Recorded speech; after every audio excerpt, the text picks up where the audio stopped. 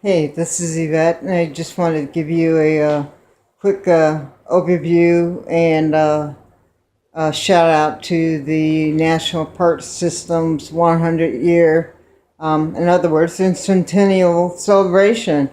Um, One of the things I wanted to point out is, hey, if you can see in the upper corner, traveling and visiting our national park systems and our national monuments and national historic sites is something that you can do with your companion. And I would highly, highly recommend it. It's great.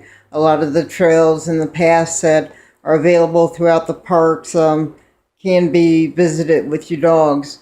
Anyway, again, this is the Centennial celebration of the park system, and I wanted to share with you what I've done over the years. This is my first passport that I got, and as you can see here, it's very well worn.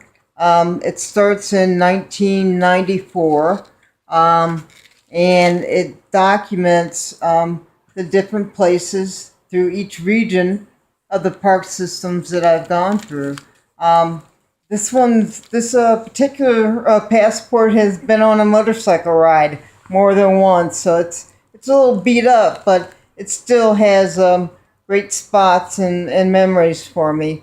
The passport book itself is something you can pick up at just about any visitor center of your national parks.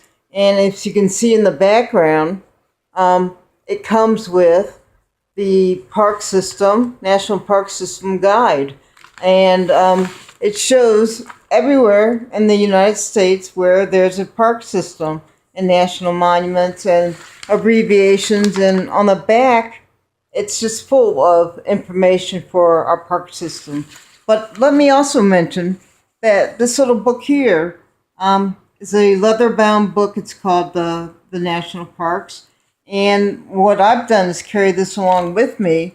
And for the times that I didn't have a passport with me, I've literally had cancellations and markers for the places that I visited. I finally, in 2009, bought a new one because my other ones were so beat up. So as you can see, and if you look at the other postings on the passport system, the book comes with a map, which I just showed you. And inside, what's really cool, let me just point out again, too, that this is the National Park Service Centennial anniversary. So what's in this book is a map of regions, and every region has a list of the national parks and monuments and wherever that you can go that's supported by the National Park System. And it's broken down, and it tells some information about what each region is and the parks and the national monuments that are here. This year, 2016, in celebration of the park system, I decided to do another road trip. And in that road trip, I've hit places in different regions, and I'm pretty much going through the whole United States. These are cancellations. They're just stamps that you can get at the Welcome Center. This is the Rocky Mountain region. And let's see. Yeah, there's some more here. And then there's the stamps for the whole area. And let me go back here a second. Because what I want to show you is these stamps that you can get. The last time I went camping and out to the national parks on any major trip was in 2009. So in 2009, and again now in 2016, I have a record of the national parks that I've gone to, and the monuments, and then the national stamps. Let's see, for we just saw that one. That was the Rocky Mountain, Colorado, pretty much is where I was, and this is New Mexico, and New Mexico, and you can see a lot of these stamps. They're not all the same. They give you different ones, and this one is a commemorative for the Centennial celebration. And the last time I was in New Mexico, I believe, was in 2007, 2008, something like that, which is in my other book.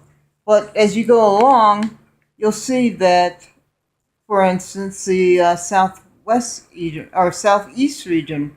Last time I was there was in June of 2009. So, listen, the main thing I want you to know about this is that this is here, and it's at every National Park Service visitor center, and it's something that really is great to have.